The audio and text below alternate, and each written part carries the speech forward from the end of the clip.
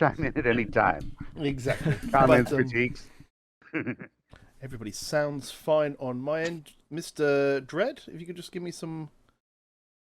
Yes, hello. It's good to hear all of your lovely voices. And if you can hear me, I think we're good to go, right? Yep, I believe everybody is good. I've just turned you guys up a little bit and down.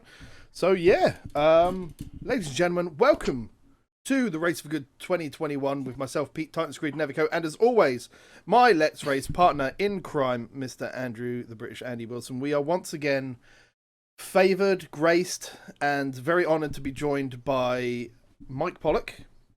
And thank you. well, I mean, you graciously gave of your time, and to those who obviously listened to the trailer, you obviously voiced the the Race for Good 2021 trailer for us as well, which was very much appreciated. Thank you. My pleasure. Thank you for asking. And obviously, we are joined by Sven Joscelyne, who will be hosting the Q&A. A lot of questions have been submitted through the Sonic Stadium. I believe it's been about a couple of weeks in advance, isn't it, Sven? Yeah, so we polled some questions early in advance on the Sonic Stadium website, and yeah, anything that you had on your mind that you wanted to ask the legendary Mike Pollock, we would consider asking, because knowing how fans tend to submit questions, there's a few things that we're like, no, we can't ask that, no, surely not. But there was some interesting stuff, and if you want to contribute, so don't be frightened. Exactly. There's a lot of egg-shaped questions, as you would expect, that we got submitted. So we'll probably filter through a lot of those and maybe ask some of the more interesting sounding ones there. But mostly, I think what we're going to do is just have a little chat with Mike about his career.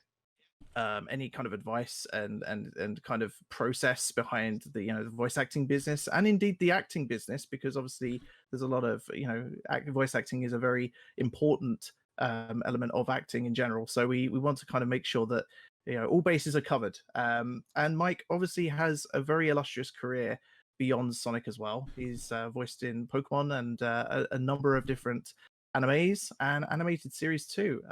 So I think a lot of people who are into animation, I think Mike is someone who truly needs no introduction. I think, of course, if you guys on the chat room as well, in the Race for Good chat, also have some questions to throw in to Mike, we can ask those in real time, but please obviously keep them super interesting, because I'm not going to ask again what Mike's favorite Eggman line is from the Sonic series, unless, Mike, you have one in mind already that you just want to get out the way right now before we start. The answer that I've developed over many years is I don't play favorites.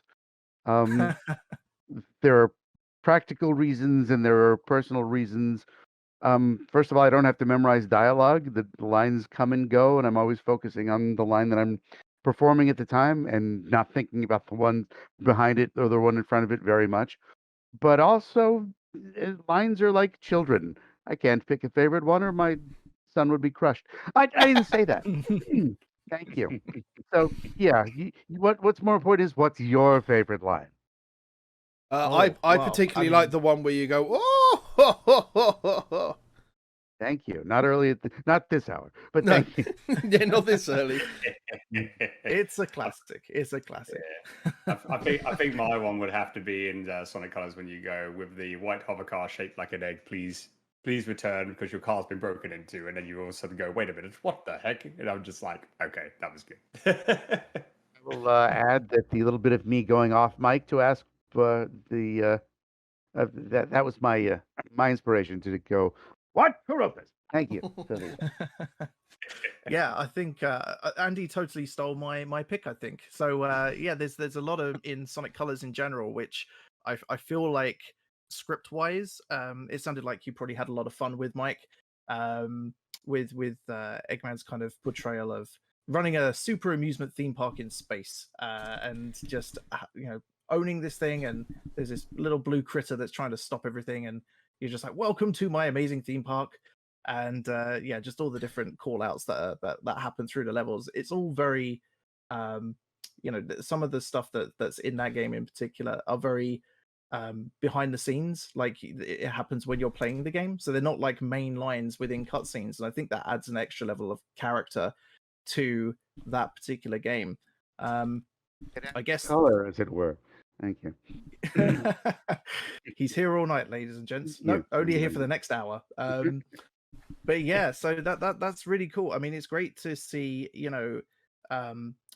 Mike in projects where you're able to kind of express yourself and maybe go, as you say, go off script, or maybe just suggest tweaks to script. Does that happen often in projects that you're in? You get the script in and you're able to add your own little flourish with maybe the director or other actors in the same scene as you. It's a trick question because yes, I do all sorts of extra bonus stuff, mostly for my own amusement, but it's really up to the production team whether they use it or not. So yeah, I especially like to own my outtakes. So if something's going off the rails, I make sure that it really goes off the rails for everyone's enjoyment. But as far as stuff that I would actually intend to get in a finished piece, I'll throw in something, but there's no obligation for it to be used. The one that comes to mind that was used once in Sonic Boom, where one of the other characters um, has a very old school way of pronouncing robot as robot, which was big in the 50s in America, apparently. And so Dr. Eggman, in response, gets flustered and says, something about my robot, a robot. They kept that in because it made them laugh. So, be happy. But no obligation. I don't get final say in the matter. No, that's great. I mean, I think anyone working with you, I would imagine, would want to take advantage of any off the cuff flourishes that you might add to your thing. Because I think most people who hear your voice, not just in Sonic but in other projects as well, just really kind of connect with your portrayal of the character. And I think that, Eggman in particular is obviously very hilarious. I think your voice acting process in general, I think is probably something that I'd like to ask before we maybe open the floor to questions from the audience as well. Because I think a lot of people, I think the last time we spoke actually was maybe the last Summer of Sonic convention, which was about 5 years ago, and I think you talked a lot about that process there. But just for people who probably have forgotten, yeah, how do you normally kind of approach a project? Do you have like a specific method or process that you kind of apply, or is there does it depend on the project, or how do you normally tackle certain projects? I guess if I was to employ business school terminology, which I'm not a business school graduate, but I've heard from various bosses, results oriented. I want to figure out what the client wants and how to give it to them. Usually they'll have at least artwork of a brand new character and maybe some vocal samples if I'm voice matching anyone or if I'm dubbing from a previous language. But I try and figure out what they want and how I can give it to them. So I'll look at an image, give them a sample voice, and they'll say, a little higher, a little deeper, a little gruffer, a little whinier. And we'll just keep doing successive approximations, as the psychology field would say, until they get something they like. And then the challenge becomes, am I able to maintain that voice? Both because is it too physically straining, or did I forget what it sounded like when I started, and it's now an hour into the session and I sound different? So we all work together to make sure I'm giving them what they want. I sound relatively the same from beginning to end, and if I do it right, they let me go home. But Otherwise, they'll above keep you all, there prisoner, right? exactly. Above all, I'm having fun. I'm having the time of my life, and if the folks on the other side of the glass are having as much fun, and then the folks watching and playing at home ultimately are having fun, I think everybody wins. Absolutely. And I think that kind of segues nicely to I kind of wanted to talk about your inspirations and getting into the voice acting and acting business as well, because forgive me for looking at the Mike Pollock Wikipedia page. Perhaps when we know what Wikipedia is like, anyone can edit that thing. So do correct me and slap me virtually if I'm wrong on any of these points. But it seems that in your past you kind of graduated in New York and you grew up there, right? If I'm correct. And I've never been able to go to that city. It's something I've always wanted to go to, but it seems like it's a city that's so connected with TV and movies outside of California. So I guess it must have been a very influential place for you growing up. Would you say that's true, or what were your kind of influences as as you were kind of growing Sure. up? I was born on Long Island, which, if you look at a map, it's the little oblong bit that sticks off to the right side of New York State. And Long Islanders consider themselves New Yorkers at heart because most people live in Long Island and work in Manhattan. So that's what I ended up doing eventually. But yeah, I was surrounded by the number one market for television and radio.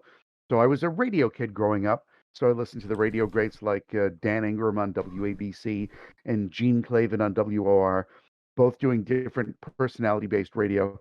Gene Clavin specifically, when I was growing up through my high school years, I guess, he had a character-based comedy afternoon show where he would play all the different voices. He would bring in his alter egos and banter with them. I'm not sure how Mm. prepared he was, but he would just have little scenarios and characters that come through the day. And I was fascinated by that. And I was obviously also watching cartoons as you do. And back in the days of vinyl records, children's records were a thing because there weren't even VHS tapes back in the early 70s. So cartoon folks would release records with soundtracks of their cartoons or special one-off things just for the record industry. And I got a bunch of those and I would listen to those repeatedly down in mom's basement, and I would perfect the idea of characterization, and I would think that's something I want to do. So I grew up wanting to be on the radio, but also wanted to be in the theater, doing a lot of school theater. And eventually I went to school in Syracuse, New York, upstate as we call it, and got a part-time job in radio. Went to the radio station while everyone else wanted to meet the DJs and meet the news director and do all that stuff. I found the production director who was making commercials, and I said, "Need an intern? Because I could do this." And he said, "We've never had a production intern, but sure." So I went in and I was um, cataloging the record library with index cards and a typewriter. Did that until I ran out of records, and then said, "Now what do we do?" I don't know. Here, come make commercials and be on the radio. So I started doing that for a while and lived in Syracuse from 1986 to 2003, part time on the radio. Moved to Rochester, New York for a year as a production director at a rock station. Was fired for being not rock and roll enough, because that's a valid reason to fire someone in the radio. Then came back and worked at a radio syndication company, where one of the fun things we got to do was writing for a syndicated radio prep service. We wrote comedy bits, we wrote song parodies, and voiced some of them, all for morning show talent who couldn't do it themselves. So I would appear randomly on radio stations around the country, not even knowing when.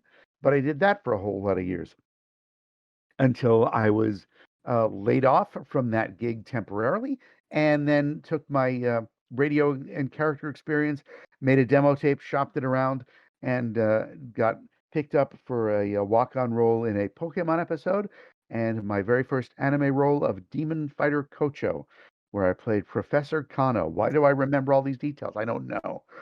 But that started an ongoing relationship with NYEV Post for lots of other anime stuff. The Pokemon stuff led to 4Kids TV and the Fox Box, which then led to Kirby Right Back at Ya, Sonic X with Dr. Eggman, which snowballed to so much other stuff down the line, which is fantastic. I was Big Oriki on Go Goriki for 4Kids. I was the narrator of Pokemon for a while, lots of other miscellaneous Pokemon bits. I had some bit roles on the Ninja Turtles. And then I took a voiceover coaching program, which got me to commercial work. So that has enabled me to expand to more genres than I could have imagined. And I try to maintain my goal of working as often as possible. But that's the career in a nutshell, starting Yeah, from my that's humble beginnings in New York. yeah, that sounds like a complete whirlwind Mhm. of amazing events that kind of led to where you are today. That's really cool to hear. I mean, it sounds like you've your career, even leading up to the voice acting stuff, has been quite varied and rather storied. Doing things like radio commercials, radio parodies, as you say, and even sketch comedies. Which of those, before you started kind of falling into the commercial work, which of those did you really kind of have more of an affinity with? Did you really rather like doing the character-based stuff, or was it just sketches where you weren't necessarily playing a character, but you were kind of leaning more on a comedy for that side of things?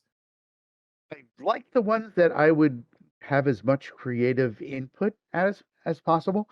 So for the song parodies, I would write lyrics based on whatever topical events were going on, and usually we send them off to our music guy who would find a sound alike for Cher, Madonna, Springsteen, who whatever song we were doing. But if it was a song for a character like Pope John Paul II, which I guess I did a John Paul II impression at the time, and we had some parodies for him, so I got to sing those. Um, Random old guys when we wrote songs about the plight of the elderly, um, which sounds more tragic than it was. Most of them were comedy based. But if they said, okay, now you're going to sing this as the random old guy. Cool, let's do that. So yeah, the performance was always the best part. But if I was performing my own words, either in a song parody or a comedy bit, that was a nice little bonus. Mm, excellent. And during that time, what kind of sources of inspiration were you pulling from for these parodies and sketch? Was it a lot of political stuff going on, or you mentioned the Pope at one point? So was it was it topical stuff from the things you'd read in the news, or was it more entertainment based? Some kind of gossip that might happen, or to a celebrity that you might want to kind of riff on, or um, We were fulfilling a quota for one thing. I had about a right. dozen song parodies that my boss was expecting. Mm. So in the morning, I would scour. I think we had the internet back then. Yes, I would scour the various news sites and say, "Oh, this is a popular story," or "This is a weird story," or "Hey, look what the Pope did," and I would bring that to the boss and say, "Is this anything?" And the boss would say, "Sure, write it up." So I would write up stuff based on big stories in the news. So on one of my online demos, I think there's a clip of a flight attendant stowed away on an airline bathroom, which apparently was big news at the time. So I racked my brain, and I knew that Continental Airlines existed, and Cottonelle was a brand of toilet roll here in the States. So I said, let's do Cottonelle Airlines. Hi, I'm Bob, a flight attendant for Cottonelle Airways. And we did all sorts of vague poop jokes, and that landed comedy. Um, and then some of the other stuff we did show opens and musical intros, which we would send out on blind faith to our radio affiliates, taking popular songs of the day and tweaking it so it's listen to our show generically, or here comes the weather generically. And we would send them out and hope our affiliates would run them. And I don't know if they ever did, but I still got paid. So I guess that's It's the combination of money and job satisfaction, and knowing you did what you really wanted to do, creatively speaking. So that's a win-win, really, in anyone's book, I suppose. if you do um what you love, you'll never work a day in your life. So I guess I've been perpetually unemployed. that's one way of looking at it. Yeah. So yeah, I mean, so a lot of your work, I believe you're still based in New York, right? You haven't Mhm. moved to California or anything like that with Not where physically. most of the work is based. Mm. The pandemic has made virtual remote working a thing, but I'm still physically in New York most of the time. Yeah, yeah. I mean, I had a question about how that might have impacted how you work anyway. I assume not really a lot if you do a lot of remote work anyway. But we're going back to the fact that you're based in New York, and a lot of your career past has basically been your comedy and your sketches and your talent for kind of discovering and crafting characters really kind of blossomed in New York. Would you say that New York is a very creative place for something like that? Because obviously New York is the home for Saturday Night Live and a lot of other kind of comedians there as well.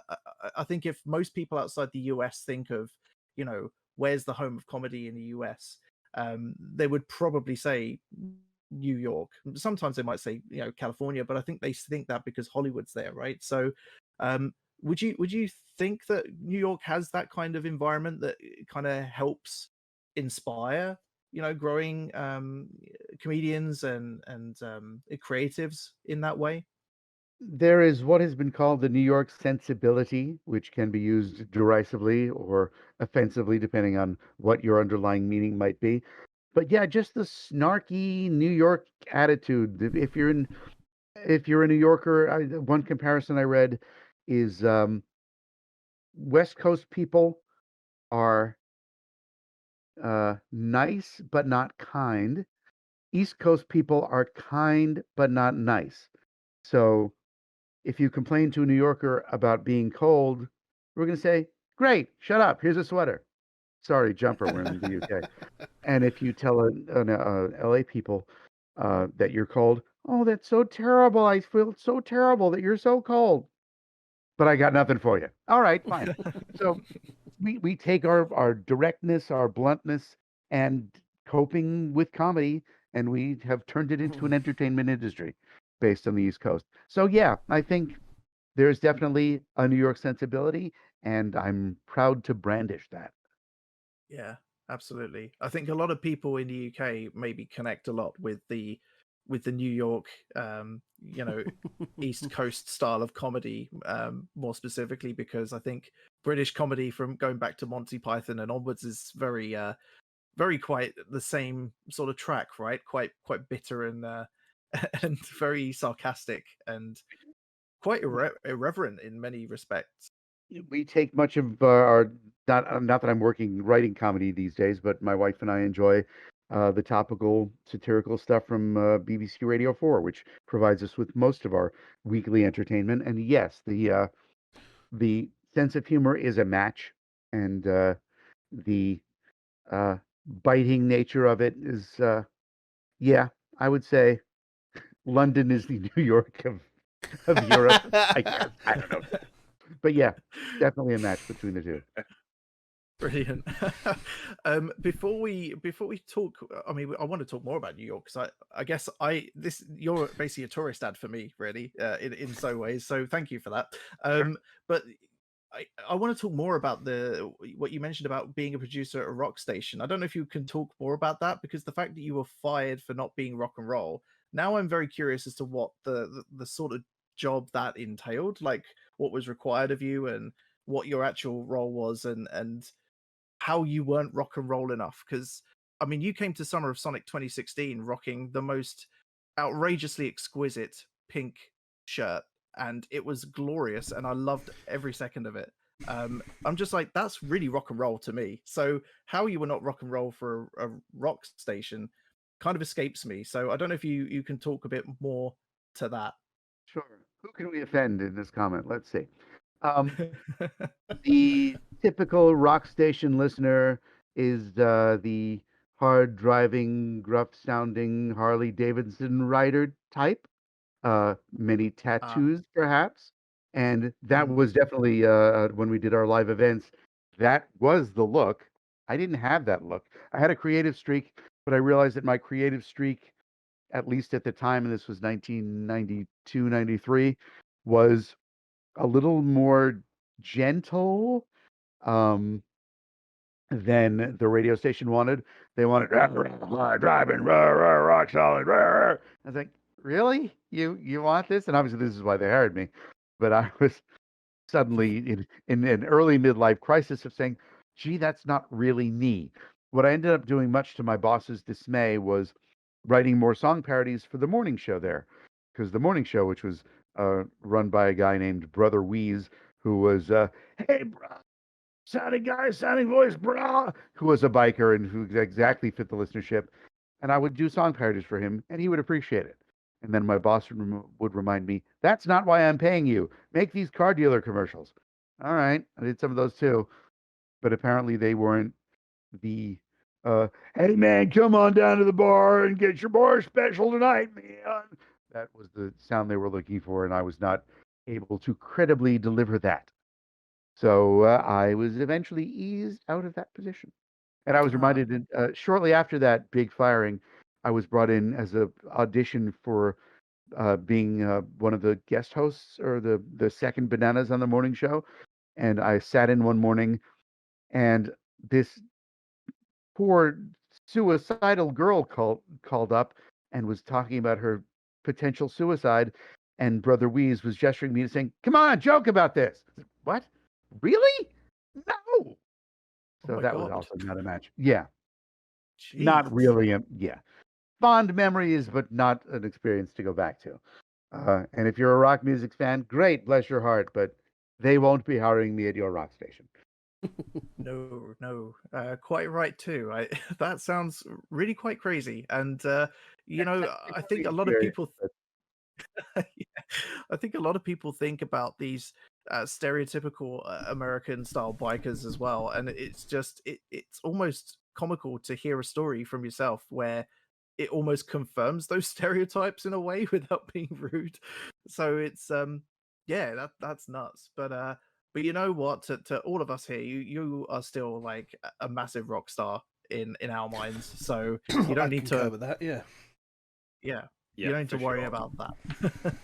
that door um, closed and many more doors opened after that. So no Yeah. regrets. In fact, did I yeah after that the folks at the radio station remembered me once and called me when the late comedian Kevin Meaney, obviously he wasn't late at the time, he was a guest on their morning show, and they found me at my syndication job where I was toiling away at a desk and called me out of the blue saying, "We're on with Kevin Meaney, talk to him in your Kevin Meaney voice." Fine. And I think if I were to go back and promote my work on Sonic, they might be interested in that too. But right now, they haven't called to ask about that. Fine. yeah. Um, I mean, so I do have a question if you don't mind me butting in, Sven. yeah, Like, go for it.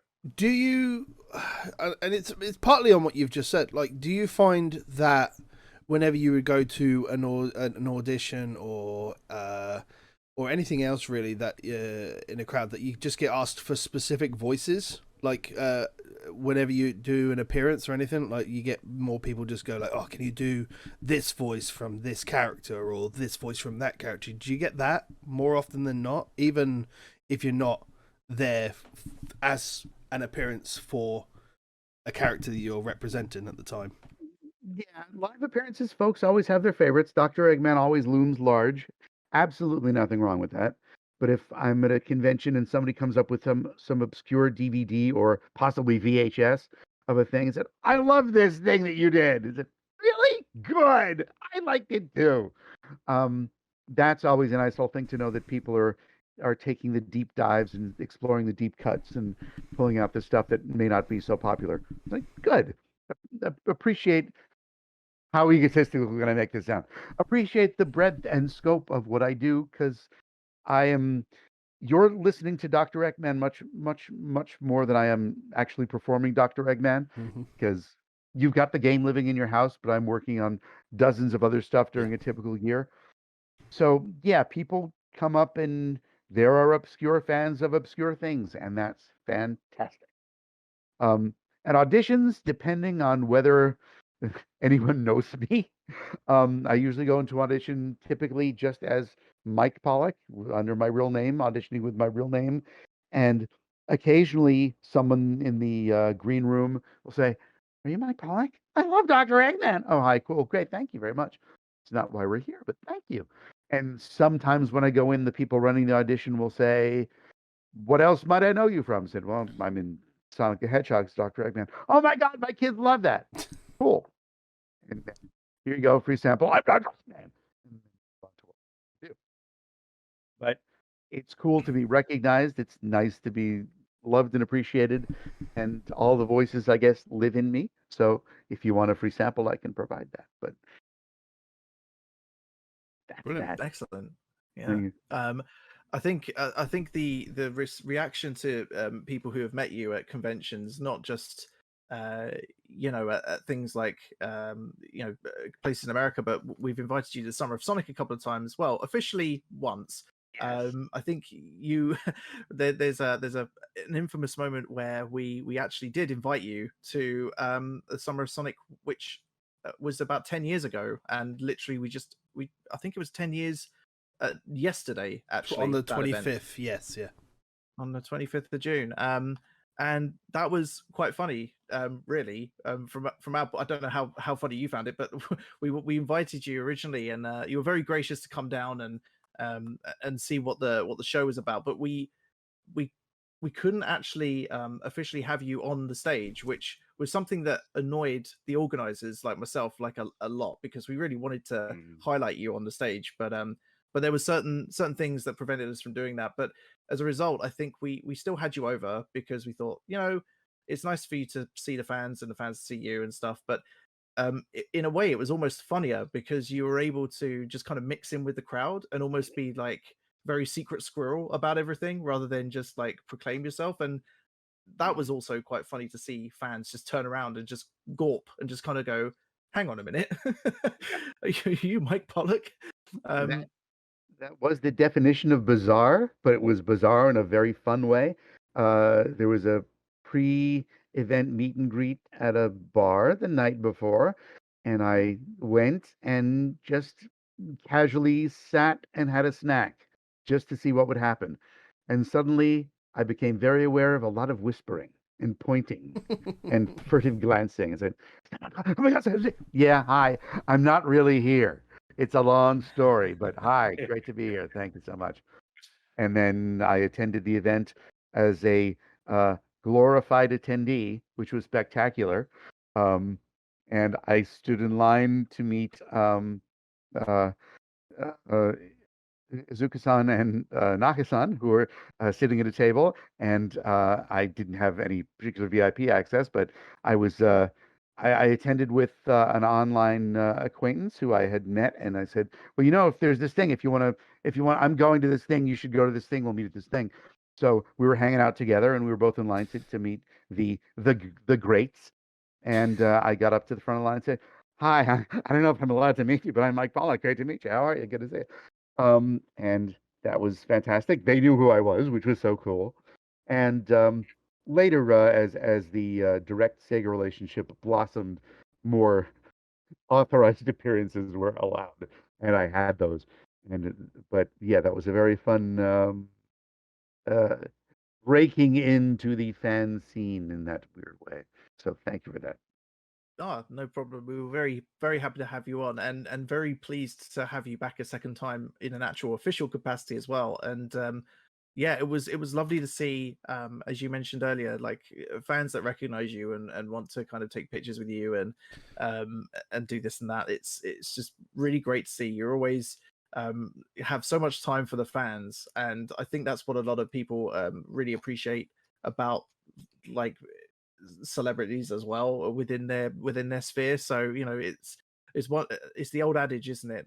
Like, do you meet your heroes? I mean, when it comes to Mike Pollock and Izuka-san and certain other members of the Sonic community, yes, it is. It is good to meet your heroes. But yeah, it's fantastic that you have the time for all of this. And I guess to that end, we can talk about a little bit about one of the longest running roles in Sonic history, and of course maybe the longest role that you've had. Maybe you correct me if I'm wrong. Which is Dr. Eggman in the Sonic the Hedgehog franchise. So, how did that whole thing come about? I know you mentioned how you kind of evolved into the VA industry via Pokemon and things like that. Was it a simple case of auditioning for the 4Kids role, which for the Sonic X animation, or was there another kind of opportunity that presented itself that kind of led to that point? It was being in the right place in the right time. And I guess if we want to trace it all the way back, it would be being laid off from the syndication gig, getting my demo out there, and getting booked on Pokemon. The director of the Pokemon episode at the time was Eric Stewart, who was a 4Kids staffer as well. 4Kids was building out their Fox Box Saturday morning lineup on Fox Television, and they needed to fill up the casts of the various dubbed shows that they were presenting. So they remembered me. Eric remembered me, recommended me, brought me in. He had originally auditioned me for Yu-Gi-Oh! I believe. I auditioned to be the opening narrator. That didn't happen, but that's okay. He recommended me to the other directors. They brought me in to read for the mayor in Kirby Right Back at Ya. I booked that. That was my first recurring series. I remember being extremely excited about that. And we were moving house, as I recall, from Manhattan to the suburbs, and the phone rang when I was covered in dust packing boxes, and it was somebody at Four Kids saying, "We're looking for a voice for our promos. We think it should be you. Can you come down right now?" And I thought, right now? I'm filthy, but I checked with my wife, "May I be excused? I may have a gig." And I said, "Sure, here I come." And there I was. They had me read for promos. I ended up doing a lot more promos for the Fox Box. But it was through Kirby Right Back at Ya, because Four Kids got the license for Sonic X, which we had a super secret meeting, all hands, where it was announced Project X. We can't tell you what it is. It turned out to be Sonic X. It was being produced by the same guy that produced the dub of Kirby Right Back at Ya. He knew my work from the mayor, and he was very interested in having me audition for Dr. Eggman. He sent clips of Dean Bristow and said, "Match this voice." So I went home and I'm Dean Bristow. Went in for an audition, did the audition. I guess Sega wasn't convinced, came back for a callback. Again, did Dean Bristow. Sega not convinced. Came back a third time, then Sega was convinced. And that started the role of Dr. Eggman. We started recording, I'm going to say, in the spring of 2003. Then we had our sneak preview on August 23rd, 2003, and it was released to the world. And if you listen to the first few episodes of Sonic X, you'll hear a very different approach, as the first few episodes are very deep and Dean Bristow and rah, rah, rah. And there wasn't a lot of room for the comedy that they wanted to add into Sonic X. So a couple weeks into our sessions, the director and producer said, "We want to try a little injecting a few peaks and valleys into the read." And they gave me a template of Martin Short's Jiminy Glick character, who starts up way up high and then goes way down low. And they said, "Do that." And that eventually became the de facto Eggman read for most of the comedy-based things. For the less comedy-based or more tragic-based things like Sonic 06, the read became a little more intense again. But to those who complain, Eggman should be more serious. Well, when the script is more serious, my performance is more serious. But since comedy has been a popular choice for the script writers, that's the read that I've been using. So thank you. Yeah. Yeah, absolutely. And it's great. It's great to see that you've really made the character your own, and interesting to hear that it happened so soon after you bagged the audition in the first place. I'm not quite sure.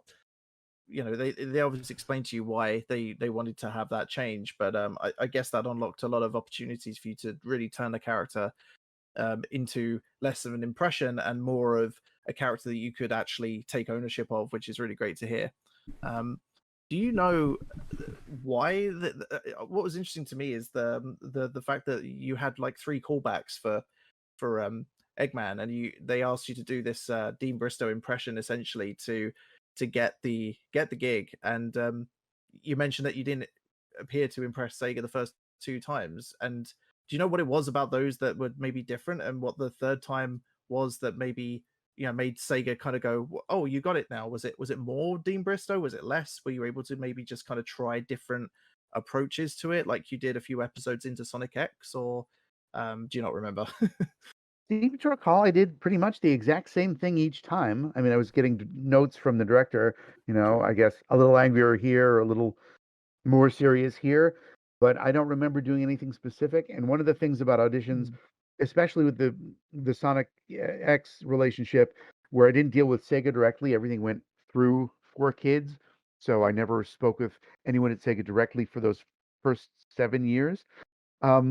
But I don't know. I also don't know who else was auditioning against me, which is a nice little footnote to every casting situation.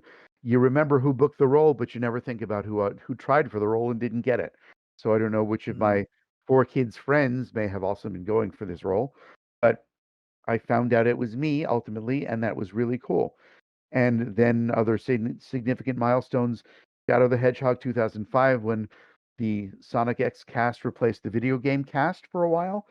And then 2010, when I was sitting at home minding my own business, when one of my LA-based agents who were casting me and representing me remotely called to say, I have this audition for you. I think it's a character you did before Dr. Egg Man. I said, well, yeah, I was still doing that as far as I knew, but go on. They're auditioning again. They want you to audition. Okay. So that was 7 years on, and I gave them the 2010 version of what I'd been doing, exactly as I had been doing it, thinking, well, this is what you wanted before. I hope it's what you want now. And then that came back, and they called me in for Colors and Generations again and took me back while other roles had been replaced. And that became Sonic Boom and all the other stuff up till recent years. Yeah. But It's that was it's sorry, sorry, carry on. a tremendous compliment to not only book a role once, but book a role twice.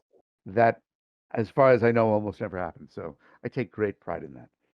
Yeah, it's fantastic to hear that, and obviously, I think a big part of the reason is your fantastic performance and portrayal of Dr. Eggman over the years, but also, I think Sega probably realized that they'd have been stupid to have let you go in the first place, because I think this has happened a couple of times. Obviously with the as you mentioned, the recasting in the 2010 sort of era, but also most recently, with the did he leave, didn't he leave, he's coming back, he's not, Roger Craig Smith news of the past couple of months. I think that kind of whole thing set some rumors in motion about, oh well, what does that mean for everybody else in the cast as well? So I think the that recasting in 2010 was still fresh in everyone's minds in the fan base, so they kind of thought, oh no, is this going to happen again? And I think fans do kind of have a huge attachment to the portrayals of the voice actors of the characters. So um, I'm pretty sure that perhaps a big reason of Roger still being able to portray Sonic is that a lot of fans kind of expressed their love and admiration for his portrayal of the Blue Blur, and I think the same would be obviously said of your portrayal of Dr. Eggman as well. So do you think that I mean, first of all, in 2010 when that recasting happened, is that when you got the phone call, you kind of mentioned that just kind of casually, but is that sort of normal in the VA industry? Is it, or was it just kind of out of turn? Were you surprised about that kind of call? It was different because that was when I first started dealing with Sega directly. I think the first interactions, um, actually, I know definitely the first interactions were through that LA agent. The LA agent, one of her most memorable features was not understanding time zones, because I guess she didn't normally, she being in LA and the production staff being in LA and me being sent to a studio in New York for the first, I guess it would have been the Sonic Colors session. I got a call from the agent saying, okay, you're going to be there Tuesday at 9 a.m. Is that Eastern or Pacific? Because if it's Eastern for me and Pacific for them, that's 6 a.m. for them. And I don't think 9 a.m. Okay. I showed up at the studio at 9 a.m. And not unexpectedly, the receptionist at the studio said, you're not booked until noon. Yeah, I figured. Oh dear. I'll be down the block at Starbucks for a few hours if you need me. Came back at noon and hi, great to be here. Then we were in a Sears store, I think, waiting to get our children photographed by the Sears portrait photographer. These are, you remember these monumental moments in your life. And I got a call from one of the Sega people directly. And I said, hi, I'm from Sega. And what? You mean from the Sonic Sega? That one? Hi, you've never called me before. And that was to discuss workshopping the Sonic Boom series that was starting. So a couple years before it premiered, they flew me out to LA, which was so cool. We did some live in-person workshopping. That's when I first met Roger and Colleen and Cindy and the rest of the gang. And we had a lovely workshopping session. And that's when I actually was able to start contacting Sega directly. But yeah, that is odd most of things are handled through agents, but I guess Sega decided we could take this a little more personally, and we'll still work through your agent, but we may call you directly a lot more than you'd expect. So Mm, yes, that's a different relationship and uncommon in my experience, but I like it. yeah. I guess it opens up a lot of doors for more, I guess, unconventional sort of works as well. Referring specifically to some of the Twitter takeovers that the Sonic Pillar team did a few years back, and you've been involved a number of times with the Dr. Eggman takeover of the Sonic Twitter channel. Do you think those sorts of things would have happened if you didn't have that sort of direct connection and it was through a more conventional agent sort of client relationship? Mm. I would say definitely that would not have been the case.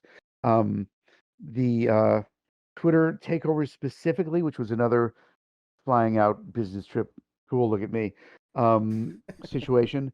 Even though, yes, that could have been done remotely, and these days, if there's another one, it might well be done remotely. But it was done in their PR agency's office. It wasn't even in a studio. It was in a conference room, and then they have a little voice booth. And there was catering, which was a very exciting turn of events. But yeah, that was a very direct booked situation. I got another call saying we have a very special thing coming up, and you would be critical to its happening. So we'd really love you to be a part of it and come on out and do it with us. And yeah, sure. So yeah, that was I remain on a very need to know basis. If something doesn't concern me, I'm not going to hear about it. Film. Um, but other than that, if there's anything that needs me directly, they'll be on the phone, or if I have a concern, I can reach out on social media and generally get a timely response. They take a few hours, sometimes a few days, but my voice is heard when it needs to be, and if they need me for something, then they find me. And if they don't, that's okay too. That's the nature of the business. Yeah, absolutely. And it's great. It's great to hear that you still continuing as Dr. Eggman even through all these years. Is this the longest role you've had? Are you comfortable in saying? Do you still feel kind of um, like the same kind of? Do you feel like you can still experiment with the character even like after Sonic X and Sonic Boom and all these other different iterations of Eggman? Do you feel like there's still more for you to play with there? The writers are always coming up with new and exciting things, so if an interpretation is not what has been done before, then I will find out, okay, now we're going to do it this way for this thing. So, oh, okay, cool. Like this? Yep, that's what we wanted. Alrighty, that's what I gave you. Yeah, so new things are always happening, and I'm always excited to hear what they're having me do, and then excited to hear what folks think of it when it gets to be published.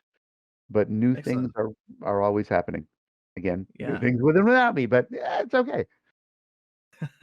For sure. I guess your answer to this next question would probably be, well, what Sega wants me to kind of do and portray in this particular game or project. I'm happy to do it for them. But I guess on a personal level, you mentioned that you portrayed Eggman in a number of different ways, like as you did from the start of Sonic X as Dean Bristow, and then you kind of blossomed into making that character your own. But you also mentioned doing a range of comical kind of interpretations of Eggman, which I guess is the most the most common interpretation of Eggman throughout the games and the shows, but also the more serious interpretations of Eggman in Sonic 2006 that you recalled. Do you have a personal preference as to whether you prefer the comedy or the more serious, or knowing that you come from a comedy background as well, does it gel more with you, or do you feel the seriousness of the Sonic 06 portrayal was like a real breath of fresh air for you? If things existed in a vacuum, I'd prefer to be doing comedy and laughing. But I'm also an actor and I love the challenge of acting and I love seeing what I can do that I didn't know I could do. So I will often comment on my performances. We usually work line by line or scene by scene, and I will often laugh at my own performance, sometimes during a take and ruin it, or I will also listen back to a serious performance to say, wow, that was pretty scary. That was pretty threatening. Hey, cool. Um, so I enjoy the challenge. There is a podcast audio drama that I'm currently in. I'm in one of the upcoming episodes. If you look in IMDb, you can see which episode. But in the episode is it's a very dramatic, emotional acting turn, and it's unlike the comical Eggman. It's not Eggman at all, but it's unlike the comical Eggman that people often associate me with. And I am trying to get as many people as possible to hear it when it's released because I'm really proud of taking the dramatic leap and tugging at your heartstrings more so than you might be used to. So I love the challenge of doing what I do and finding out that I can do something I didn't realize I could. Excellent. Well, I can't wait to kind of try that out. That sounds like the sort of thing we should be, maybe share out on our social media channels and stuff to try and kind of like amplify that within the Sonic fan base. Because if they enjoy your serious work with Sonic 2006, like it's not a stretch to think that maybe they would enjoy, a much more serious character and a much more serious kind of project in that sense. Maybe that's something that they would like to kind of hear. So I would definitely check that out. Sure, Um, wherever fine podcasts are found, look for Earth Eclipse. I believe mm. episode 1 is out now. Keep downloading until you hear me. Excellent. I guess when I kind of wanted to talk about the nuance of voice acting in particular compared to on-screen acting. Obviously, it's all a subset of acting, so it's all the same kind of branch. But um, I'm curious, as someone who doesn't really know anything about the industry, how a voice actor may approach a character compared to how they might act out and portray a character on the screen. Obviously, there's the visual element that is lost, so there's different ways of getting into a character there. But are there any kind of acting techniques that you can think of that are very specific to or particularly useful to voice acting that actors on screen may not actually take advantage of? With most actors, I have started on stage because there's not a lot of voice acting opportunities just well, pre-internet, I guess there weren't. Mm, But back in the 70s when I started, we had community theater, school theater. We would be on a stage. We would be learning lines. We'd be learning blocking. We'd be dealing with wardrobe and makeup and all the trappings, and we would do stage shows. So I have lots of stage experience behind me, which helped when I got into voiceover because I realized that I'm going to be acting a lot by myself, either to pre-recorded bits of other people or imagining what I'd be acting against because the other people haven't recorded yet.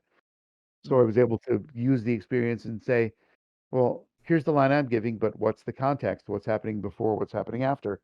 And the director does a fine job of making sure I sound like I know what I'm doing, even though I may not. But one thing I've taken with me is I'm a stage actor. I'm just off stage. I'm still acting on stage. You just can't see me doing it. So my performances are very animated, even while it may not be an animated character. I'm gesticulating wildly. I'm making embarrassing facial expressions, and I am performing big to bring the emotion through. Obviously, if it's a more dramatic scene, I tone it down. But if I'm doing Screaming as Eggman, my face is going crazy, my hands are going crazy, I'm jumping around a little bit, if not a lot. Um, but even if I'm doing a more dramatic and more subdued read, there's a lot going on in my face and my eyebrows, which the times I've seen the video of me doing what I'm doing, I'm surprised. A lot of times there's facial capture involved so that mm. animators can take my expressions and incorporate them into what they're animating. And I'm very surprised to see that my face is going wild. And I think that translates into what you hear because I'm not Yeah. just standing stock still and giving a boring read. I'm throwing myself into it. Excellent, excellent.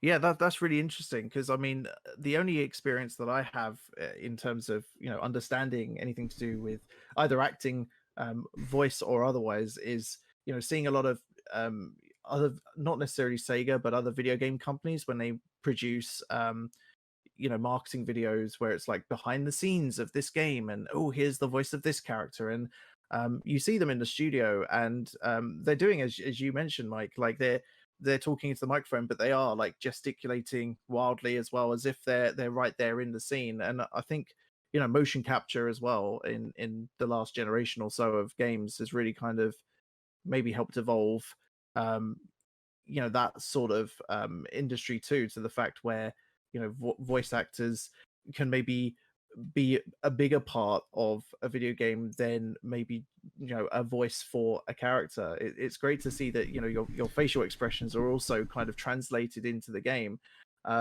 Is that something that you would kind of want to try and explore with future projects, not just Sonic, but maybe other video games or other animation projects, where it's it's a more comprehensive acting package where it's your voice, but it's also your face, it's also your kind of your arm movements and things like that, how you're gesticulating and how that's translated to the project? Transitioning into more of that purely by happenstance. A couple of big video games that are currently in production that I don't know when they're coming out, and I can't tell you any more about them. But one of them um, has me on a tablet talking to people remotely. I assume they're recording my image from the tablet. But the other one has a harness. I've worked with this type of harness a couple times, but it rests on your chest. There are telescoping cameras that stick out and stare at you. So no matter where you happen to be looking, there are cameras grabbing your face. And that's going to be there. It's not the full-on motion capture with dots on your face, but they're going to somehow use the facial expressions that they're trapping to be edited into the character, which is flattering if and bizarre simultaneously. Full-on motion capture, maybe. I don't know if that would be more challenge. Well, it would be more challenging. Would it be too challenging and too distracting from the acting I'm trying to do? I don't know. I would try it once, just as I try occasionally to do on-camera auditions and never like the results. And based on the booking, neither does anyone else, or the lack of booking. But sure, I'd try it because I don't know if I'd like it. Yeah. And if I didn't Yeah. like it, I'd probably decline those in the future. But the facial capture is weird and tolerable, but in a situation where I prefer not to be self-conscious, I like to leave my inhibitions at the door and make a fool of myself in the booth. I become very self-conscious because with cameras on me, did I just pick something out of my teeth while I wasn't thinking? What did I do? I don't know. So it's a very fishbowl environment that I'm not used to. As Yeah, of course. as people who are on camera, especially a lot this week, but in general, but being on camera and then wondering about the small ticks you might be doing and not noticing you're doing it, you become very self-apparent when you watch stuff back. I mean, Yeah. something. One extra question that I have for you, specifically, Mike, is as someone who's created a fair bit of content, be it audio or visual or everything else. Like, I have a problem listening to my own voice back. Now, assumably, you would listen to your own voice back before you would send off a clip, or you'd listen to it when it would come back and ask to be reworked or anything. Have you, like, when you started off, did you have any problems listening to your own voice, or do you have any advice for people who struggle to really appreciate listening to their own voice in any form of content creation? With a cassette recorder and used it all the time and managed to egotistically learn to love the sound of my own voice, Fair even when it enough. was a squeaky child's voice, which someday I'll dig up those cassettes and digitize them and we can all enjoy them.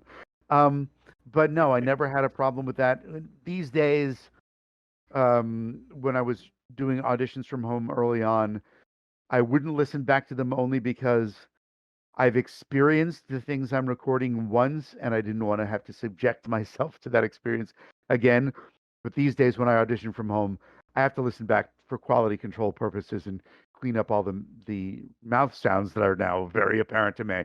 So I listen back with a critical ear to make sure that any extraneous noises, like this creaky chair that I'm sitting in, are removed.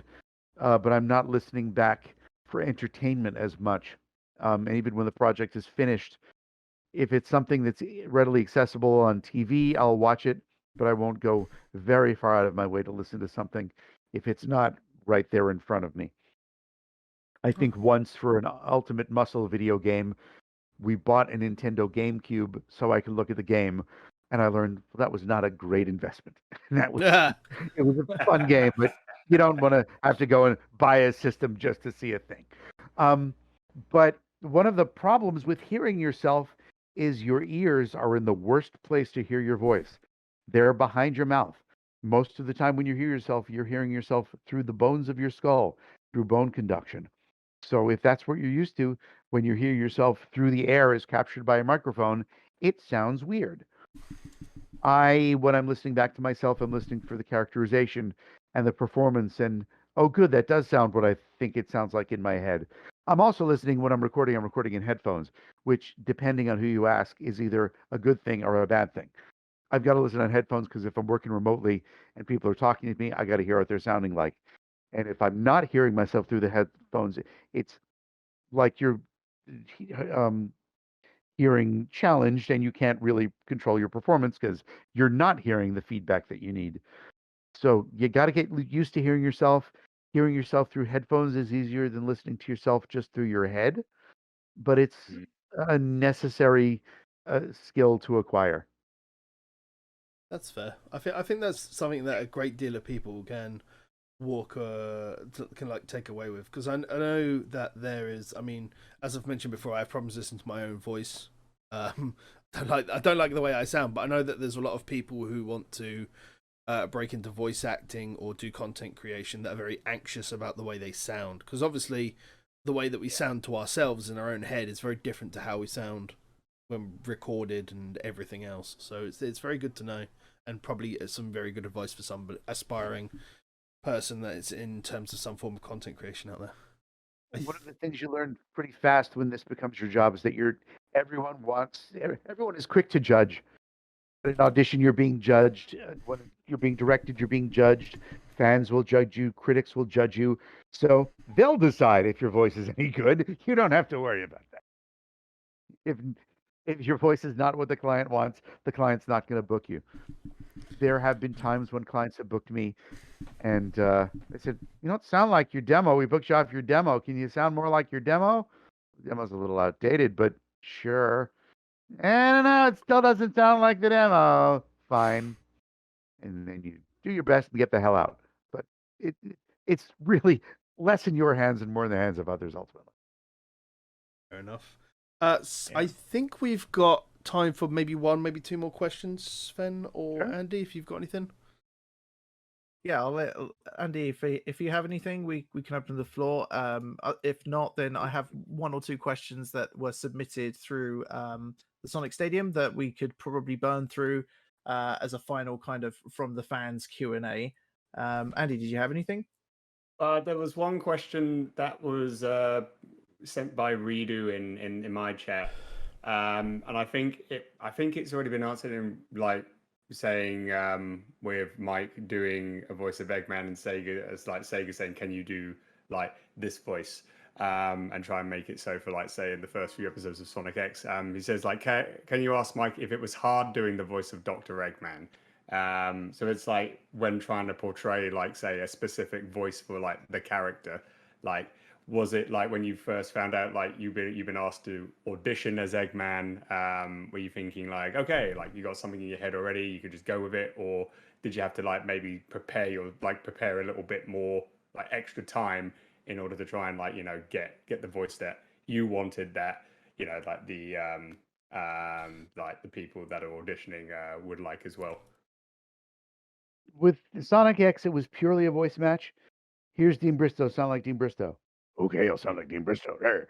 And then the director and producer doing their job saying more peaks and valleys, and that carried through. There are always challenges with all the yelling, but that's an occupational hazard, one that gets addressed by various union groups and things trying to maintain our vocal health. But I'm there to yell. That's what they hire me for. So I yell my brains out. I was yelling at a video game Tuesday. I'm still a little scratchy.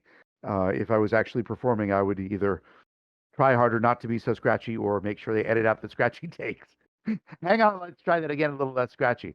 But that's an occupational, it's not a word. That's an occupational hazard, and that's why I'm there.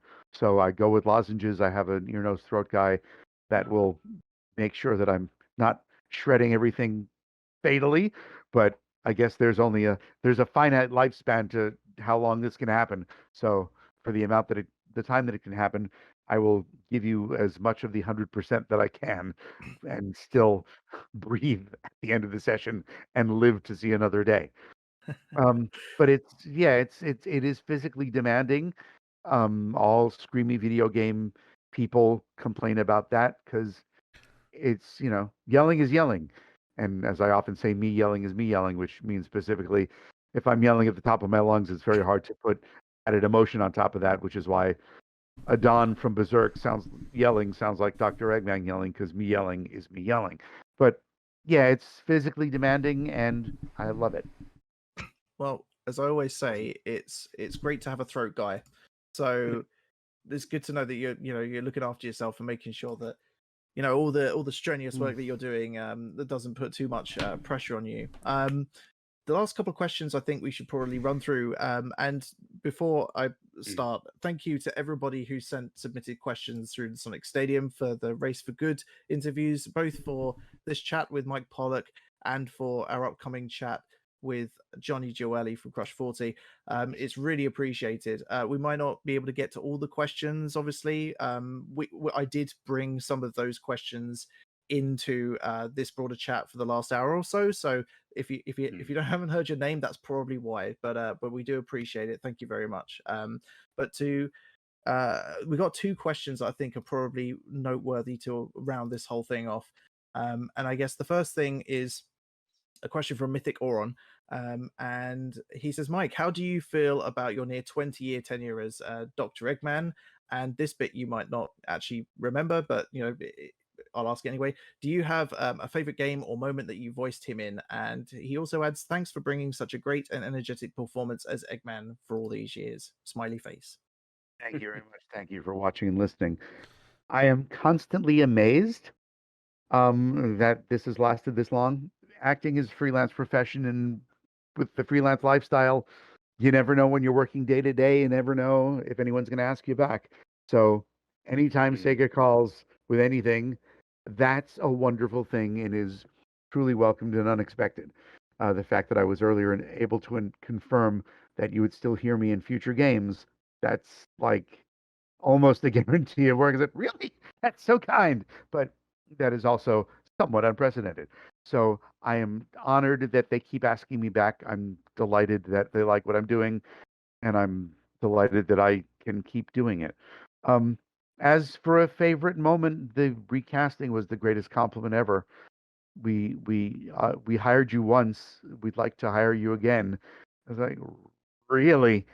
But as far as personal Sonic memories, I go back to early in the Sonic X career.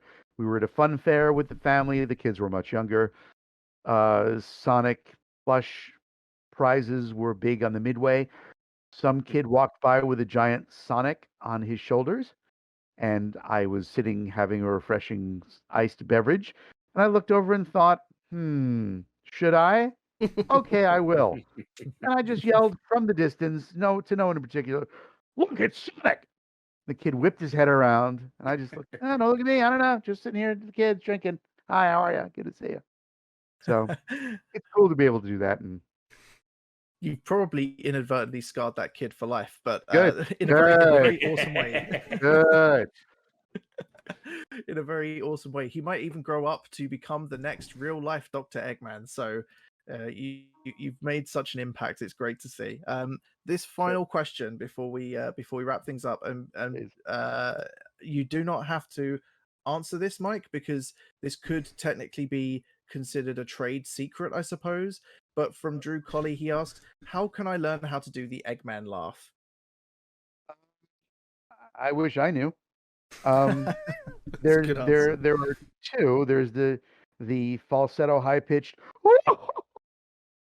You do it like that, and then the other one is the you do it like that. I wish I could explain how I do what I do, but it's like asking to quote the Candyman in Willy Wonka, do you ask a bird how it flies or a fish how it swims? No, sir, you don't. They do it because they were born to do it. Mhm. I don't know. I guess there's techniques, but I one of the skills that I took with me from college was a phonetics course. I'm fluent in the International Phonetic Alphabet, and as part of that course, we studied the vocal tract and the speech production mechanisms. So I know what my glottis and epiglottis and velum and stuff are doing, but I don't know that I can specifically tell you what I'm doing when I doing what words what I'm doing when I'm doing it. Just do it till you get it right, Hmm. I guess. I guess just maybe play loads and loads of Sonic games and channel your innermost Eggman, and it will come shining through. That's probably what it is. But yeah, Mike, Pollock, thank you so much for giving your time to chat to me, chat to Pete, chat to Andy. It's been a pleasure to speak with you again after all these years. It really is an honor. Thank you very much. Thank you. It's great to be anywhere under current conditions. The world is coming back to life, and I've gone back to studios. And while working remotely is fun, there isn't always live interaction. I'm very often self-directing, which is very me. So I'm very delighted to be asked to be somewhere else, even virtually. Best of luck with your charity. I wish you all the best. Thank you very much, Mike. Once very again, I can't echo enough how much it is appreciated that you give us some of your time. Same with you, Sven. I know that your time is precious enough, and it's hard enough to get a chat with you most days anyway. So thank you very much both for your time and for being here to do the interview. And hopefully we'll be able to get to do it down the line, whether it's virtual or hopefully in person at once upon a time. We got to renew that passport. Yeah. Give me a Cool, reason. but-